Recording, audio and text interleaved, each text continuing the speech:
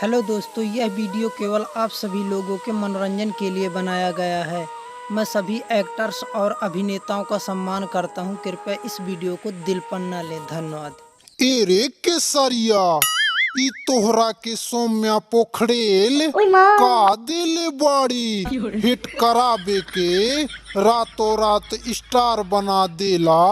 और हमरा की का कहत रहली कि हम पवन सिंह के नहीं जानत जानबू और तुहार माई भी जानी का बोलत रहलू। एक बार और बोला।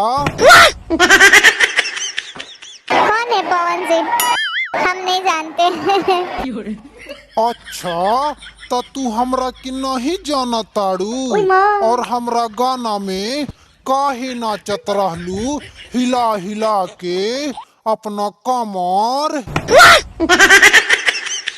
ए पवन भैया माफ कर दी, एकरा तरफ से हम सॉरी बोला तानी। ई हमार लभर बाड़ी, लभर कहत रहली नेपाल में हमरा के तू साथ में ले चला, जब कहबू तब हम तोहरा के देब। का चुम्मा बोलत रहली चुम्मा, यही से छोड़ दा। एकरा चुम्मा हमरा के मिठाई लेखा लागेला। प्लीज पवन भैया तोहरा के देबा देब। तू आ जइहा केहू दिन पटना। हाँ